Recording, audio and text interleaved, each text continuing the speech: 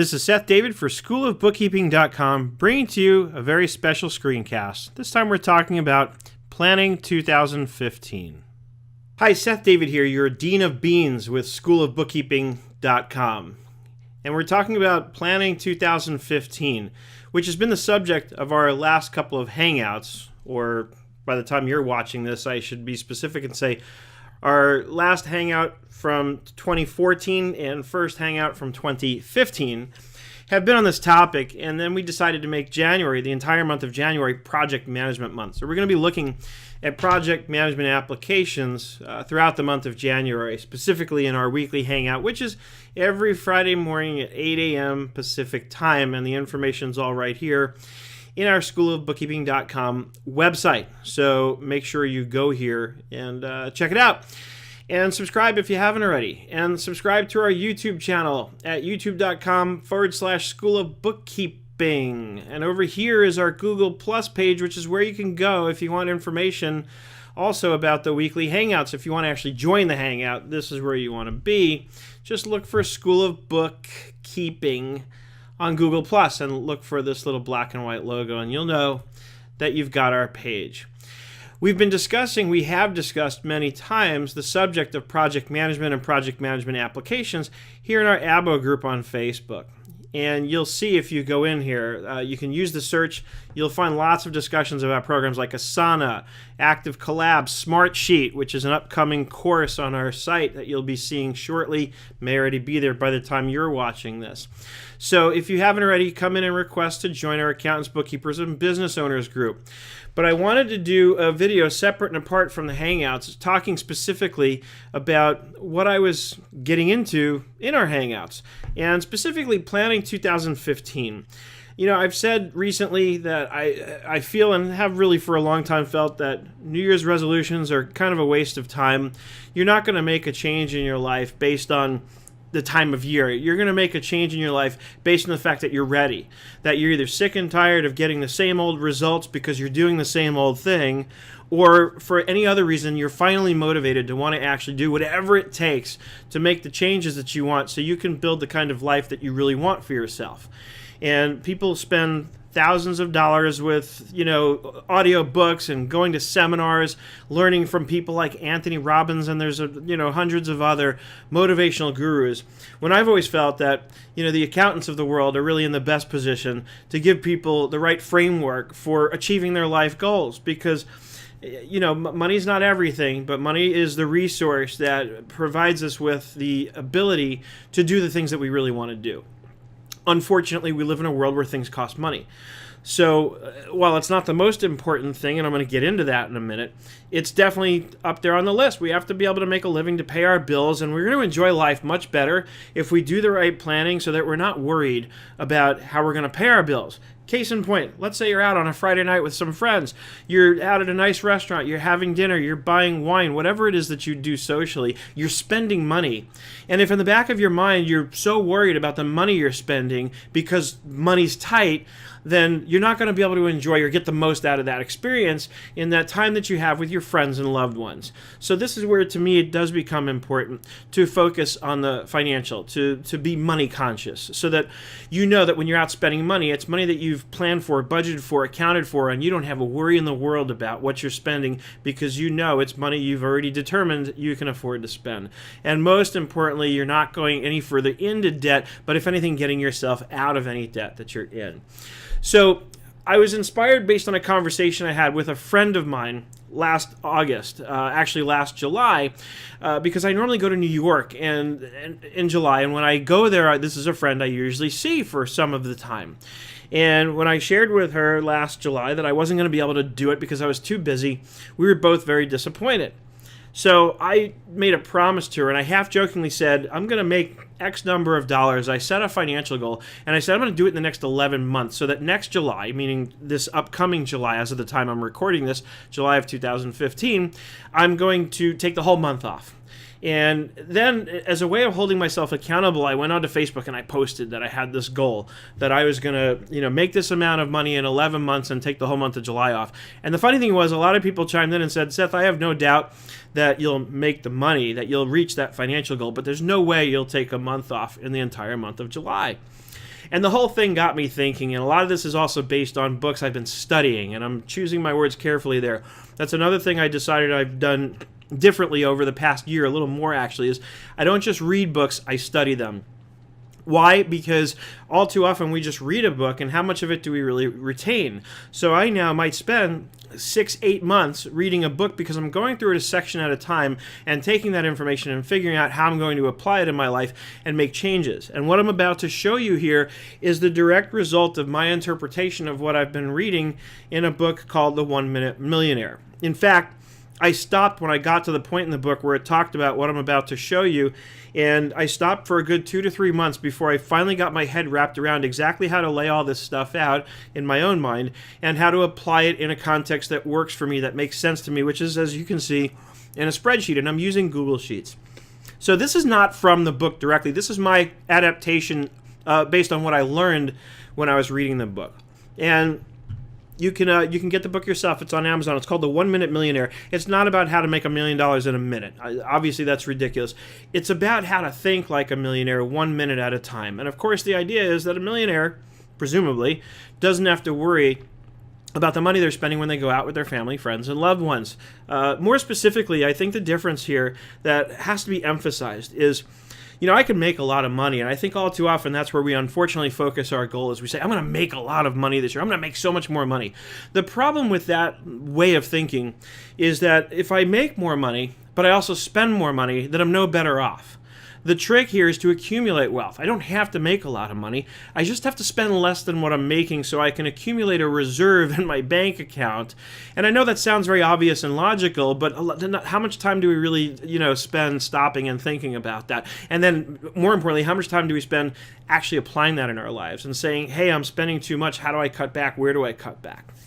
So after doing lots of financial modeling stuff for many years and settling in on how to do a very detailed, complex financial model that's based on a QuickBooks file for a company, I realized over time that at certain points I wasn't putting away as much money as I had spec'd out when I did the modeling work, and I couldn't understand why that was until it hit me one year as I was looking at it and reviewing and comparing my projections with what I had actually done. And I realized, I've got the expense side of things pretty well down. That's down pat. I know what my expenses are. Most of them don't change much from one month to the next unless I go in and change them by adding something into the mix.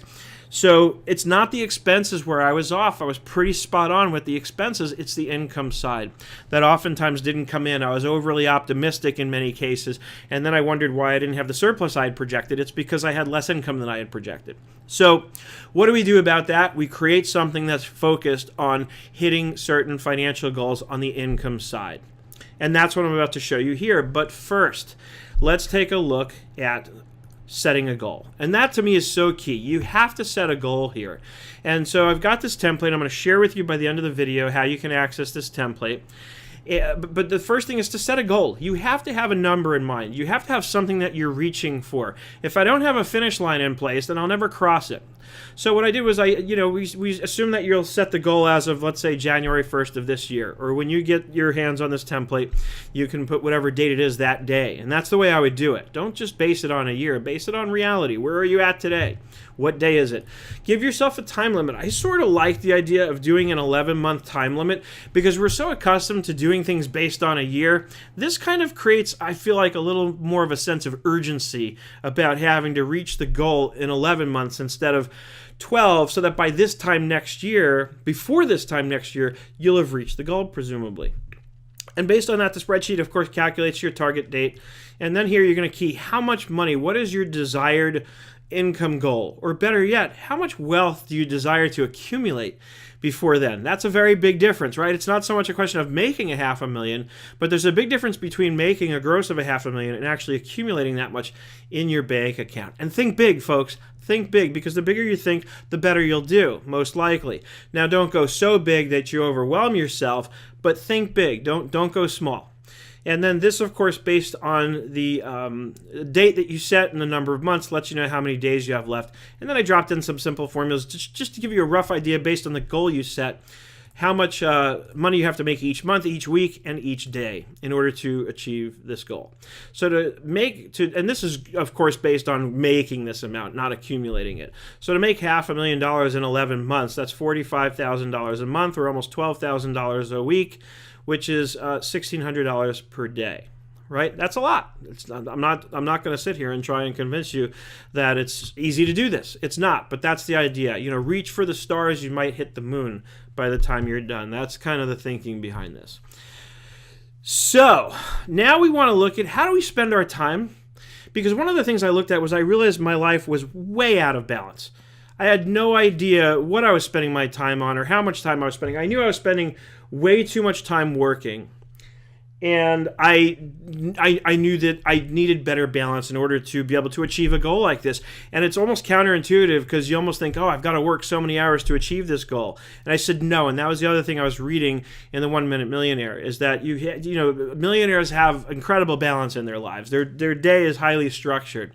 They know from 1 minute to the next, 1 hour to the next, what they're going to be doing.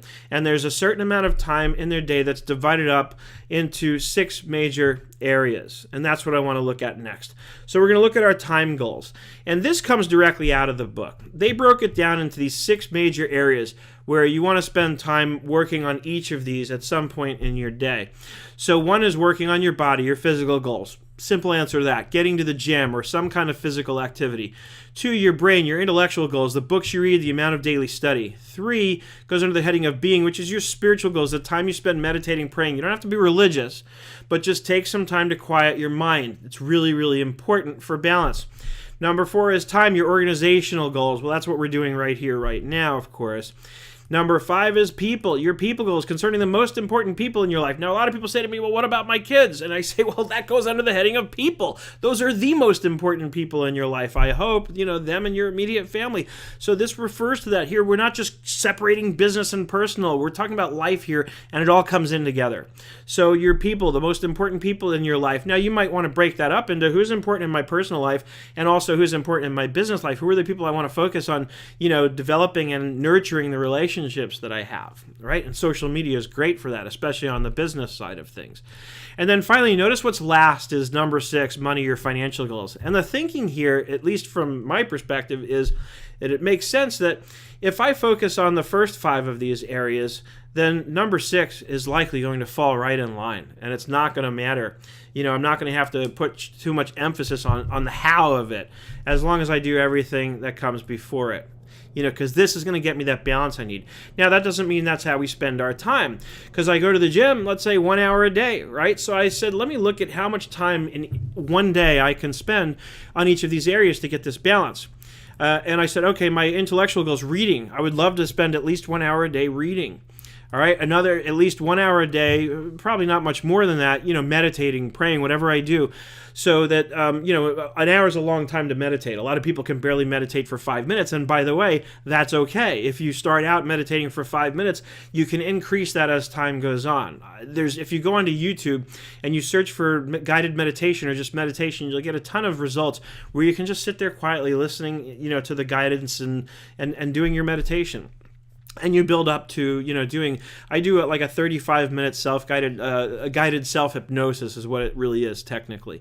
And it really works in terms of relaxing me and helping me feel. It helped me get to sleep when I was suffering from a really bad case of insomnia years ago. And that's when I decided I needed to continually incorporate that into my life.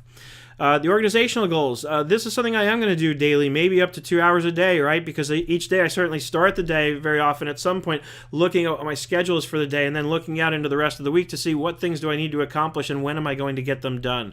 So I do need to spend a fair amount of time on my organizational goals. Maybe not 2 hours, maybe 1, but certainly it's significant. And then the people goals. This is where I'm probably my worst in terms of thinking about who do I want to spend my time with and how much time do I want to spend with them. So I purposely put that in here as something I would love to spend 2 hours a day doing. I would love to spend 2 hours a day on the phone or out at a coffee shop, networking, talking to people, and of course, time with my family. And then finally, financial goals. I put in here as 8 because that's sort of the standard. Monday through Friday, we spend theoretically 8 working hours. I spend, unfortunately way more than that usually, but that's why I started doing this, is I wanted to get a realistic picture of what this looks like. And so I can get an idea of what I need to do to change things a little bit.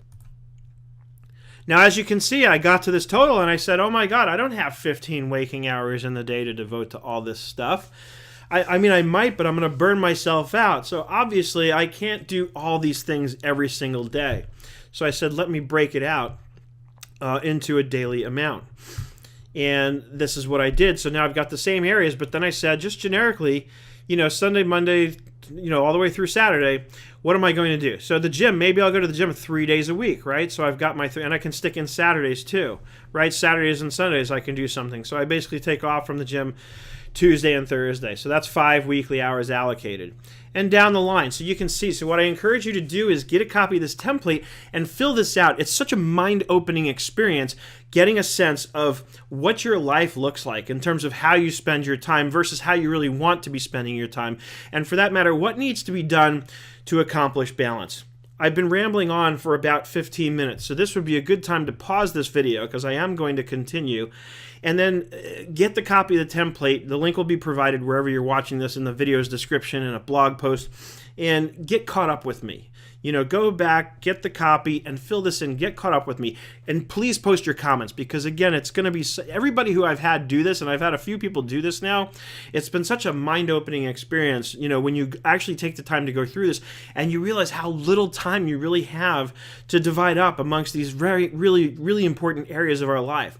And all of a sudden, you're going to start becoming much more conscious of the time that you're wasting when you're wasting it. So go ahead, pause the video, get caught up with me, and then when you're ready, resume it. Okay, the next tab in the template is our goal tracking tab. And I'm going to come back to this, but you can see pretty clearly in a glance that this is about taking whatever daily target we come up with and comparing it with the actuals day by day. And then it'll do the over under and then accumulate that going forward. So if I miss my daily goal one day, it's going to add that into the next day. And again, it's designed to be a motivator, to be able to make me say, okay, when I get up today, I need to make this amount of money. Right? So that I'm constantly conscious of the goals that I'm trying to achieve so I can get closer and closer to being there. But first, let's look at what those goals are. So I laid this out and I gave you potentially 10 revenue streams to look at in case you have lots of different ways that you make money. Most of us are probably only going to have one. Maybe some of us will have 2 or 3. In my own real one, I think I had actually about 7 or 8 of these that I was using because I do a lot of different things. So just, all you have to do is come in here and just rename this stuff. I gave you an example, book sales, and then notice here, the first tab here says book sales. They're not linked, so you'll have to manually, once you write something here, you'll have to manually update it here. But you'll notice that for each line item here, I have general revenue stream 2, 3, 4, and so on. There's a tab for that. And if you click this guy here, you can scroll down and quickly and easily get to them. So you can go to these tabs, and the idea here is let's look at the book sales tab. So let's say you have a book that you're expecting to get sales on. You're going to say, okay, maybe the book is $14.99 a piece, and I have to update the date here, so 1/1/15. If you see anything like that, you just have to update the first month, and everything else will update automatically from there. And then each month you go through and say, okay, it sells for $14.99 a piece. What's the quantity? How many do I expect to sell? So in January, maybe I expect to sell 2. Then let's say I want to double that to 4, then 8, then 10, then 150, whatever it is. And notice all this is accumulating down here. It's copying down the rate that you put in, and then it's calculating the dollars based on that.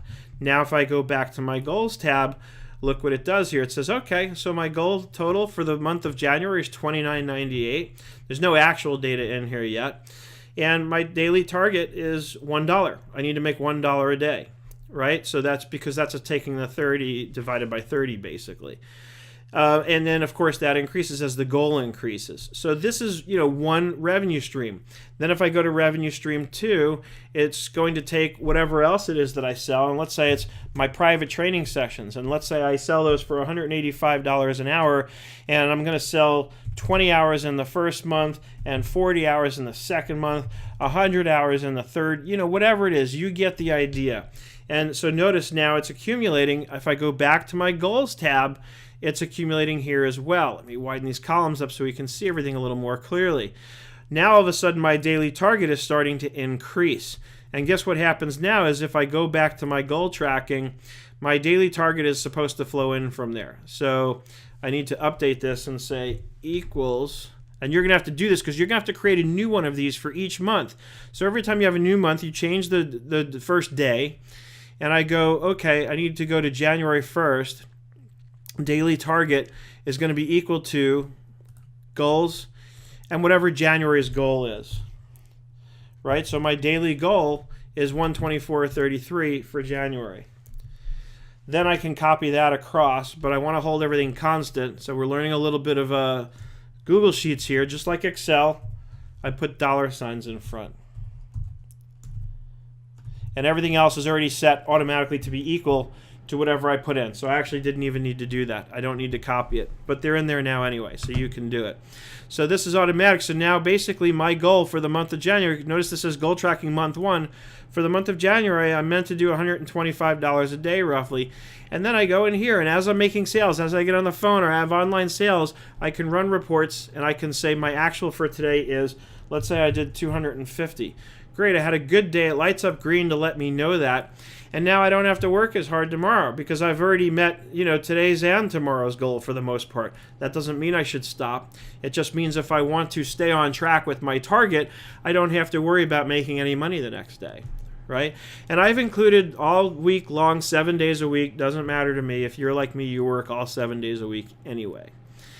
So that's basically how this template works. So if you take the time and you really expect to spend, maybe 2 to 3 hours even, if you start from here with setting your goal and really do this due diligence here in terms of looking at your time and then setting up your goals by going through each of these tabs and setting up what you need to do. And notice it's picking up these, but it looks like I have to update these formulas because it's picking up January's in August somehow. So I have to fix that. But notice that it's everything flows. So you want to go through these revenue streams and fill them out, whatever it is. And it doesn't have to be perfect. It's just a rough sketch. It's just a goal to reach. So make sure you aim high. It should be a little more than what you think you can do very easily. Give yourself a challenge, set the bar high. And then what I like to do is I like to look at this every single day. I like to especially come over to my goal tracking month 1 sheet so that every day I'm looking, this is what I need to do. This is what I need to do today. This is the target I need to hit. It's 12 o'clock. How close am I to hitting that target today? Do I need to get on the phone, make some phone calls, call some prospects? Maybe there's some people who are waiting for me to get back to them to, get them interested or just, in my case, many times it's just a matter of getting on the phone and calling somebody back who's left a message and saying, yeah, here's how our training services work. And then they go sign up, and all of a sudden I'm that much closer to reaching the goal for the day. So it helps me stay on track, and it helps me make sure I'm responsive to prospects who are calling me and coming in my door and asking for my help, right? Otherwise, I'm focused on other things and I'm easily distracted. This keeps me focused. And that's one of the main points of doing something like this, is it keeps me focused. So I've just given you, in a little less than 25 minutes for free, what you could spend essentially thousands of dollars going to see Anthony Robbins to learn how to do, because that's what he teaches you. He teaches you how to get motivated and upbeat and how to set your goals and stay focused on them. That's the big challenge, especially at the beginning of the year. We get all ramped up and we say, okay, it's January, I have New Year's resolutions, so I'm going to do this. And then 3 weeks later, we're back into our old routine. So the question is, what are you going to do differently this year? How are you going to make sure that you don't fall back into that rut? Doing this and using this as a tool to guide me is, at least for me, what is very effective in terms of making sure that I'm on track with reaching whatever my goals are every single day. As always, I hope you found this helpful. If you have any questions, reach out to me, Seth at schoolofbookkeeping.com, or visit schoolofbookkeeping.com and take a subscription with us, because you're going to see so much more of this and other kinds of content throughout the year that we're going to be rolling out. I can't wait to get into this deeper and deeper with you all. And don't forget to join us on our weekly hangout every Friday morning, 8 a.m. Pacific. Go right here to schoolofbookkeeping.com and you'll find the links. I look forward to seeing you on the web, and I hope you're having an absolutely fantastic day.